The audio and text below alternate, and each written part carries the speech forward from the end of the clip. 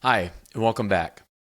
There are likely two phrases or words you're going to hear a lot of as this summer kicks off. And the first one is, still can't believe it's called this, big beautiful bill. And our favorite word from the spring that will definitely carry over into the summer, tariffs. And why are these going to get a lot of attention? Well, tariffs just seem to be never going away.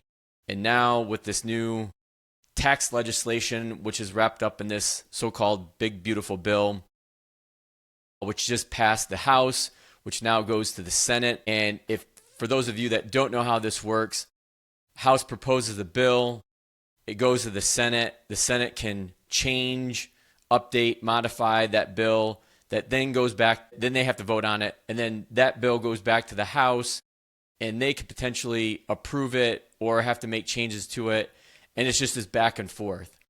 And this back and forth is likely to take place all summer long. Right now, the timeline is that the president wants the bill passed by July 4th, which kind of coincides with this 90-day tariff pause that's supposed to be ending on July 9th.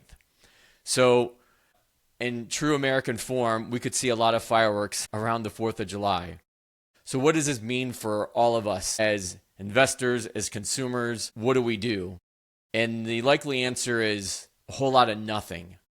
It will likely take a lot of oxygen, especially in the mainstream media, a lot of fear mongering going on in the mainstream media on both sides of the aisle, not just one, not just the other.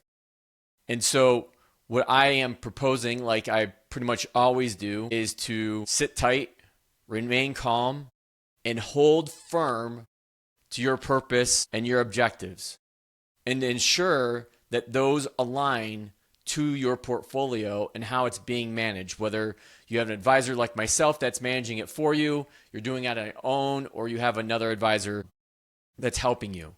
But your purpose and objective should always be aligned to your portfolio. And if you go back to the beginning of April on Liberation Day and how you felt, go back and try to recall those emotions and how that made you feel.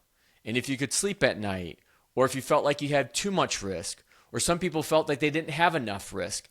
I had more families calling me asking, hey, is this a good buying opportunity? Should we be putting more money in the market? Versus a handful, when I say handful, like two families that called me in a panic, so to speak. So recall those emotions and align those to what you're doing now. But if you have a long-term objective, whether it's retirement, potentially saving for college, even with my kids that are, can't believe I'm going to say this, 8th graders going into 9th grade in the fall, there's still many, many years before they get to college. That's still, I would call it maybe not a long-term, but at least a medium-term objective. It's not like my kids are going to college tomorrow, which is more of a short term, and then you have to make an adjustment. But coming back to the media situation, the big beautiful bill and the tariffs are going to continue to suck a lot of the air off. And one of the things that I've been thinking about is I'm not going to be held prisoner or captive to the market swings based on what's happening with either of these two. I have my opinions on them. I think that as much as we love the tax cuts, I don't know if they're going to produce the growth that everybody is forecasting them to be.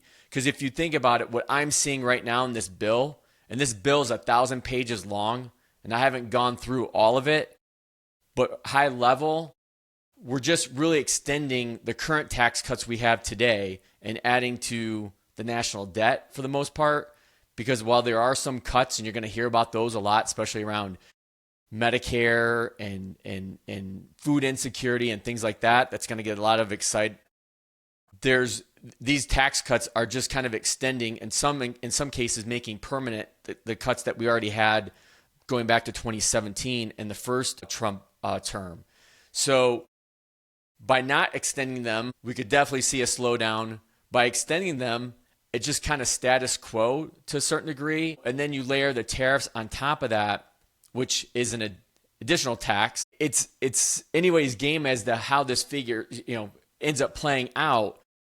But right now, corporations are still saying, no, we're going to be okay. We're going to maybe eat some of the costs. We're going to pass some of the costs on the consumer.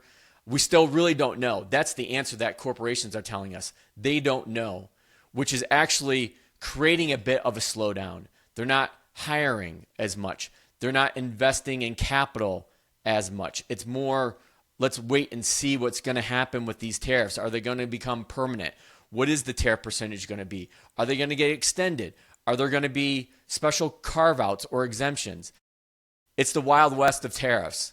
So that's why, again, I think the words this summer are going to be big, beautiful bill and tariffs. And if you're working with us at TAMMA, you know that we are on top of it.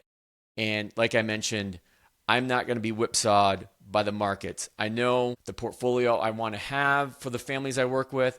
I know how I want to align that portfolio to each family's individual purpose and objectives, and investing in companies that are poised to do well.